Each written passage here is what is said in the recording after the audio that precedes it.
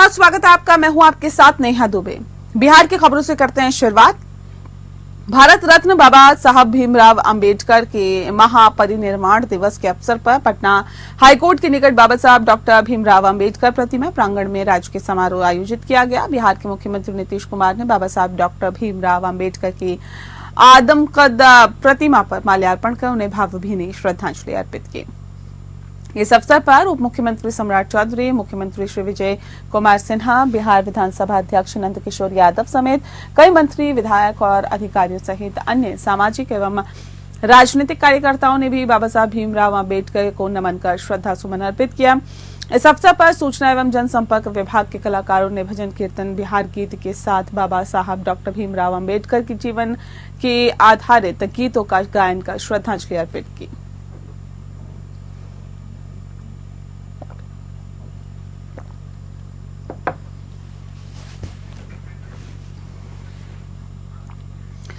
बिहार में विगत सर्वे, खतियान और अनेक पुराने दस्तावेजों की कैथी लिपि में लिखे रहने के कारण विशेष सर्वेक्षण प्रक्रिया में आम रायतों के साथ साथ सर्वे कर्मियों को भी अनेक दिक्कतों का सामना करना पड़ रहा था। इन समस्याओं को देखते हुए राजस्व विभाग द्वारा कैथी लिपि से संबंधित एक पुस्तिका प्रकाशित करने का फैसला लिया गया। ये पुस्तिका जो है वो विभाग के वेबसाइट पर भी उपलब्ध है।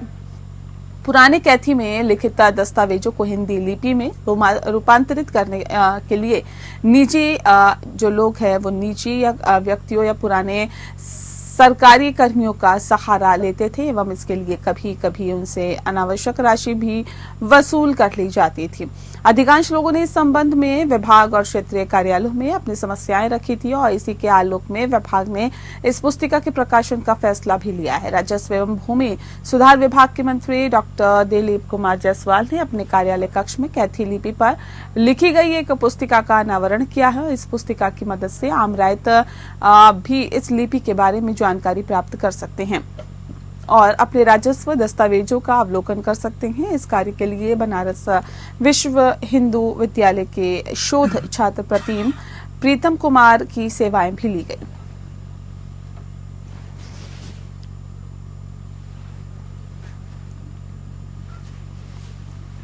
बांग्लादेश में हिंदुओं पर जुल्म के विरोध में भागलपुर में विभिन्न संगठनों के द्वारा प्रतिरोध मार्च निकाला गया और ये प्रतिरोध मार्च गौशाला परिसर से निकलकर पूरे शहर में भ्रमण किया। इसके बाद संगठन के नेताओं ने भागलपुर के जिलाधिकारी को राष्ट्रपति के नाम ज्ञापन सौंपा और इस प्रतिरोध मार्च में विभिन्न संगठनों के लोगों के साथ स्कूल कॉलेज के छात्र छात्राएं भी साथ में चल रहे थे। प्रतिरोध मार्च में भाजपा जिला अध्यक्ष संतोष कुमार शाह ने कहा है कि ये प्रतिरोध मार्च इसलिए निकाला गया कि बांग्लादेश में हिंदुओं के साथ काफी अत्याचार किया जा रहा है, हिंदुओं के साथ मारपीट की जा रही है और इससे ये भी दर्शाता है कि मानवाधिकार का खुला उल्लंघन किया जा रहा है।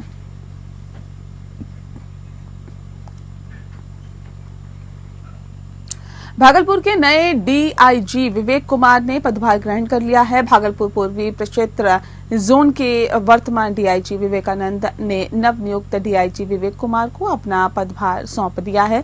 इसके बाद डीआईजी विवेक कुमार ने पदभार ग्रहण कर लिया है। पुलिस उप महानिरीक्षक के कार्यालय पहुंचने पर नवनियुक्त डीआईजी को गार्ड ऑफ ऑनर दिया गया। इसके बाद डीआईजी ने पदभार ग्रहण कर लिया है। नवनियुक्त डीआईजी विवेक कुमार ने कहा है कि मेरी पहली प्राथमिकता अपराध और अपराधियों पर नकेल कसना है। वहीं उन्होंने कहा कि केस का निष्पादन और बेहतर विधि व्यवस्था को प्राथमिकता दी जाएगी। इस दौरान भागलपुर के वरीय पुलिस अधीक्षक आनंद कुमार ने नवनियुक्त डीआईजी को फूलों का गुलदस्ता देकर सम्मानित भी किया।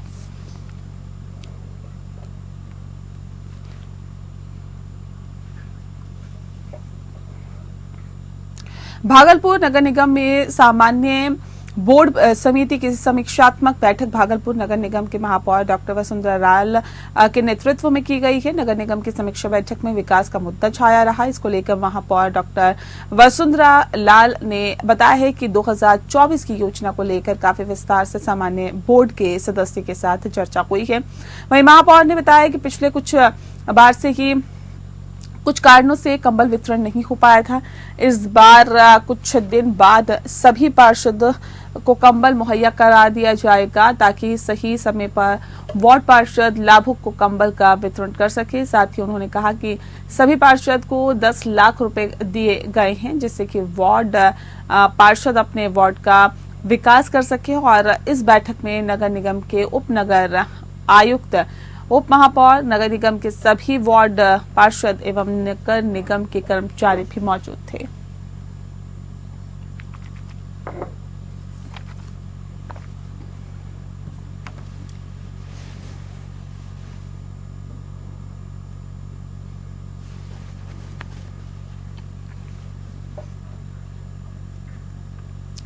झारखंड विधानसभा चुनाव 2024 में प्रचंड जीत के बाद गुरुवार को मुख्यमंत्री हेमंत सोरेन ने अपने मंत्रिपरिषद का विस्तार कर लिया है। और बता दें आपको कि कांग्रेस कोटे से 4 विधायकों को मंत्री बनाया गया है। इसमें राधा कृष्ण किशोर, डॉक्टर इरफान अंसारी, शिल्पी नेहा तिर्की और साथ ही दीपिका पांडे सिंह शामिल हैं। मंत्रिमंडल शपथ ग्रहण के बाद कांग्रेस के प्रदेश प्रभारी गुलाम अहमद मीर ने प्रदेश कांग्रेस कार्यालय में विधायक दल की बैठक बुलाई। इस बैठक में गुलाम अहमद मीर ने कांग्रेस विधायकों और नवनियुक्त मंत्रियों से कहा है कि 2024 के विधानसभा चुनाव में जनता ने बेपनाह प्यार और आशीर्वाद दिया और इंडिया ब्लॉक को यह आशीर्वाद दिया है। हमने पहले भी जन कल्याण के कई कार्य किए हैं और अब हमारी जिम्मेदारी है और ज्यादा यहाँ पर बढ़ गई है। उन्होंने कहा है कि राज्य की जनता ने बड़े दिल से हमें जनादेश दिया है और हमें उनकी उम्मीदों पर खरा उतरना है।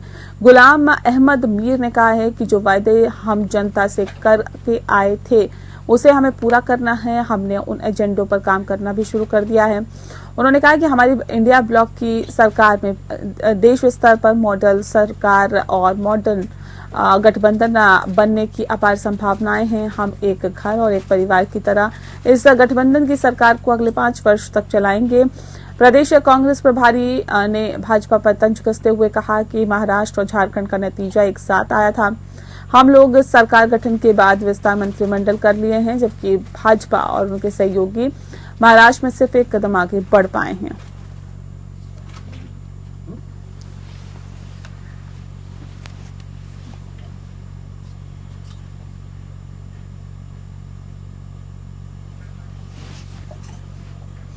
महाराष्ट्र के बदलापुर में 3 मासूम बच्चों के साथ यौन उत्पीड़न का मामला भी शांत भी नहीं हुआ कि वहीं ठाणे जिले के दीवा परिसर में स्कूल में पढ़ने वाली 5वीं क्लास की बच्ची के साथ स्कूल के अंदर यौन उत्पीड़न का मामला सामने आया है। सारी घटना सीसीटीवी फुटेज में कैद हो गई है।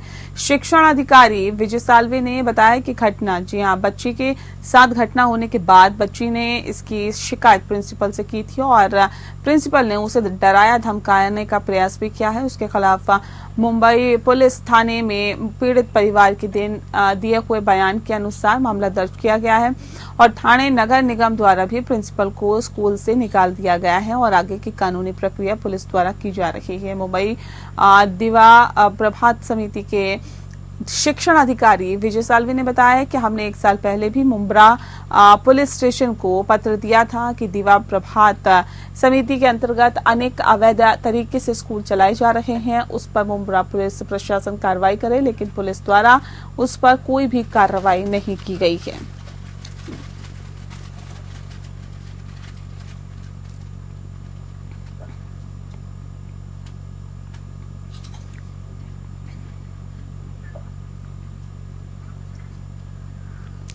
महाराष्ट्र के कल्याण के पास आंबीवली क्षेत्र में एक गंभीर घटना सामने आई है, जब वांटेड आरोपी की गिरफ्तारी के दौरान पुलिस पर हमला किया गया। मुंबई अंधेरी MIDC पुलिस की टीम वांटेड आरोपी ओनू लाला ईरानी को पकड़ने के लिए आंबीवली के ईरानी बस्ती में गई थी और आरोपी को हिरासत में लेने के बाद पुलिस की टीम मुंबई के लिए रवाना हुई। तभी आरोपी के परिजन आरोपी को छुड़ाने के लिए आंबीवली स्टेशन पहुंचे और पुलिस पर पथराव शुरू कर दिया। पथराव के बाद पुलिसकर्मियों ने रेलवे पुलिस के कैबिन में सहारा लिया और इस हमले में 3 से 4 पुलिसकर्मी घायल हो गए।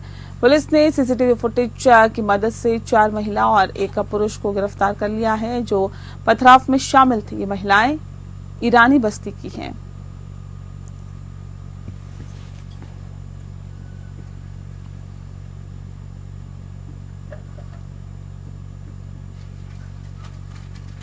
महाराष्ट्र के अंबरनाथ पश्चिम के खूंट वाली क्षेत्र में दिल दहला देने वाली घटना सामने आई है, जहां गली में खेल रही मासूम बच्चे पर आवारा कुत्ते ने हमला कर दिया। ये घटना सीसीटीवी में कैद हो गई। ये वीडियो सोशल मीडिया पर तेजी से वायरल हो रहा है, जिससे कि स्थानीय नागरिकों में भय और आक्रोश फैल गया है। कुत्ते ने बच्चे पर हमला कर उसे जमीन पर गिराकर बुरी तरह से घायल कर दिया। राह से गुजर रहे एक व्यक्ति ने तत्काल हस्तक्षेप कर बच्चे को कुत्ते से बचाया। स्थानीय नागरिकों का कहना है कि क्षेत्र में आवारा कुत्तों की संख्या तेजी से बढ़ रही है, जिससे कि बच्चों, बुजुर्गों और राहगीरों की सुरक्षा खतरे में है। उन्होंने अंबरनाथ नगर पालिका से तुरंत इस समस्या का समाधान करने की मांग की है। पिछले वर्ष भी पश्चिम अंबरनाथ में आवारा कुत्तों के काटने की 42 घटनाएं सामने आई थी। इसके बाद प्रशासन और ठेके पर काम करने वाली एनिमल संस्था समस्या को सुलझाने में नाकाम रही।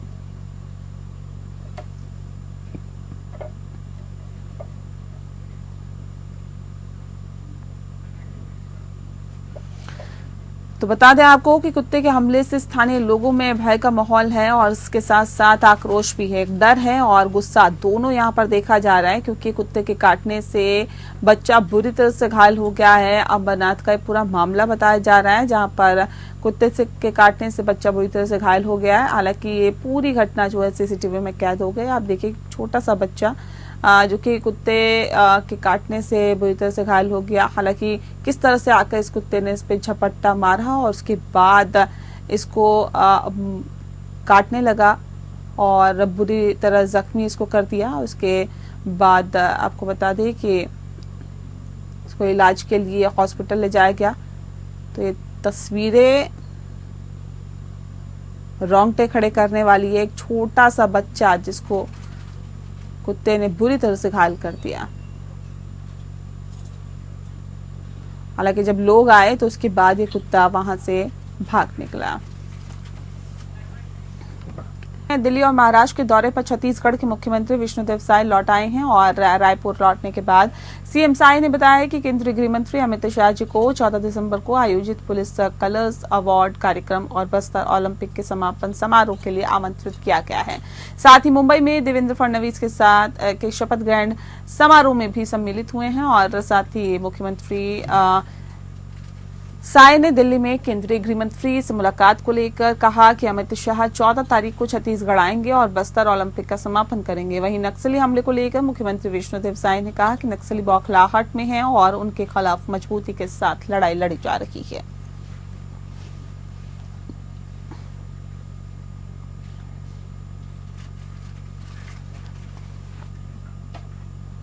अगली खबर का रुख करते हैं। छत्तीसगढ़ सरकार 1 वर्ष पूर्ण होने का जश्न मना रही है। सुशासन को लेकर अनेक दावे कर रही है, लेकिन कांग्रेस ने साय सरकार के खिलाफ मोर्चा खोल दिया है। कांग्रेस कई मुद्दों पर सरकार को घेर रही है और कांग्रेस का एक बड़ा आरोप है कि राज्य सरकार किसानों से ठगी कर रही है। कांग्रेस का आरोप है कि राज्य सरकार किसानों से किया हुआ वायदा पूरा करने से कतरा रही है, जिसे लेकर प्रेस वार्ता रखी गई है और कहा यह भी गया है कि किसानों से वायदा किया गया था 21 क्विंटल धान खरीदा जाएगा, लेकिन धान खरीद केंद्रों पर भी 20 क्विंटल 40 किलो ही लिया जा रहा है। वहीं किसानों से भी वायदा किया गया था कि 3100 रुपए प्रति क्विंटल के हिसाब से धान खरीदी की जाएगी, लेकिन वर्तमान में 2300 रुपए प्रति क्विंटल ही किसानों को दिया जा रहा है। इतना ही नहीं, धान खरीदी केंद्रों में जमकर धांधली हो रही है और किसानों से तौल में हेराफेरी भी की जा रही है। इसके सबूत भी मिले हैं, जिसे लेकर कांग्रेस अब आगे बढ़ रही है और राज्य सरकार से सवाल पूछा जा रहा है।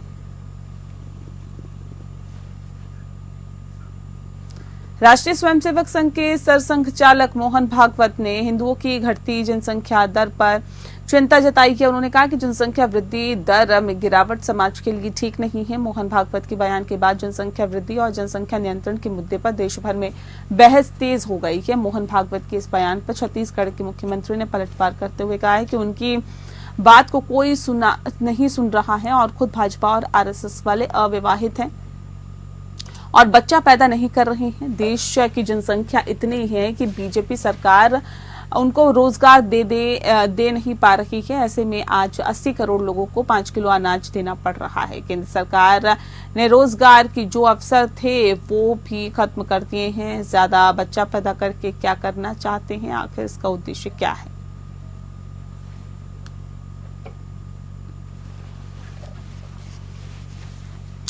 छत्तीसगढ़ के कोरबा जिले में एक दंपति की मौत का मामला सवालों के घेरे में आ गया है। कोरबा में सर्व मंगला चौकी अंतर्गत भिखारी डेरा स्थित एक मकान में गुरुवार की सुबह 9 बजे पति पत्नी का शव पाया गया। दोनों की मौत कैसे और किन परिस्थितियों में हुई है, इस बात का पता नहीं चल सका है। दोनों की लाश मिलने के बाद क्षेत्र में हड़कंप की स्थिति देखी जा रही है। मृतका का नाम जहां कांता यादव है, वहीं मृतक का नाम वासुदेव यादव है। दोनों सर्वमंगला मंदिर के बाहर भिक्षाटन कर अपना जीवन यापन करते थे और लाश मिलने की सूचना पाकर पुलिस की टीम मौके पर पहुंच गई और जांच में जुट गई है। मामले की सुलझाने के लिए फॉरेंसिक एक्सपर्ट को भी मौके पर बुलाया गया है। पीएम रिपोर्ट आने के बाद ही मौत के कारणों का पता चल सकेगा।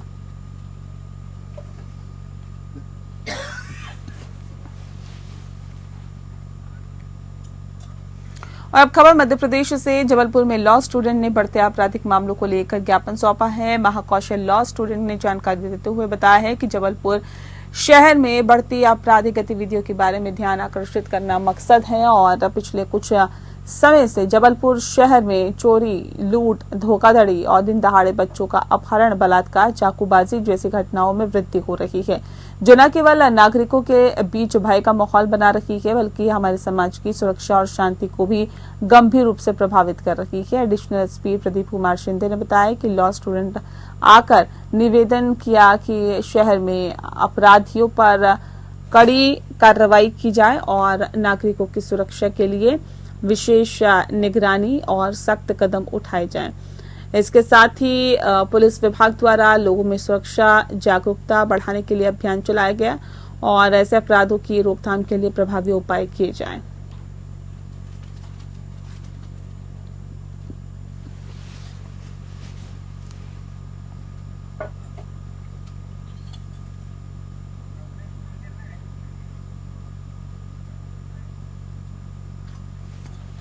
तो जबलपुर का ये पूरा मामला है। पुलिस ने अपराधियों पर लगाम लगाने की मांग की है।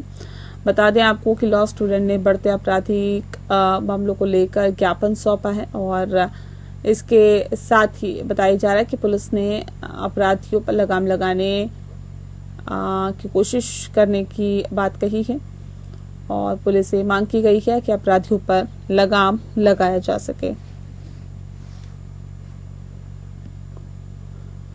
तो पुलिस से अपराधियों पर लगाम लगाने की ये मांग यहाँ पर की जा रही है। जबलपुर का ये पूरा मामला है। लॉ स्टूडेंट ने ये मांग की है कि आपराधिक मामले लगातार तेजी से बढ़ रहे हैं, इसलिए आपराधिक मामले बढ़ने के साथ ही ये एक ज्ञापन यहाँ पर दिया गया है ताकि इस तरह के मामलों में कमी आए।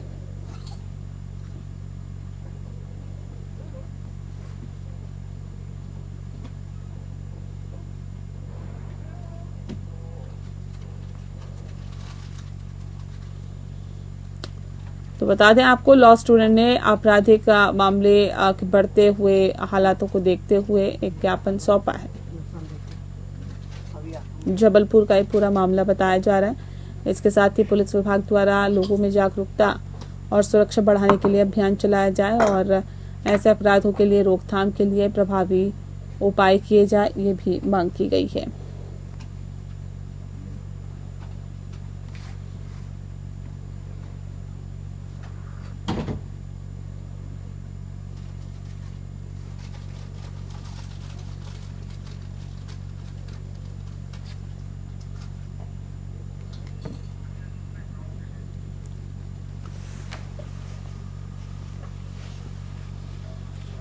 तो बता दें आपको कि जबलपुर का एक पूरा मामला है जहां पर लॉ स्टूडेंट्स ने ये मांग की है कि आपराधिक घटनाओं में कमी लाई जानी चाहिए,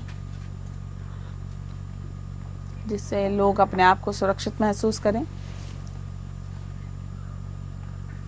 और अब खबर उत्तर प्रदेश से। उत्तर प्रदेश के चित्रकूट में एक दिल दहला देने वाली घटना सामने आई है। यहाँ पर एक सड़क हादसे में 6 लोगों की मौत हो गई है, जबकि 5 लोग की हालत गंभीर बनी हुई है।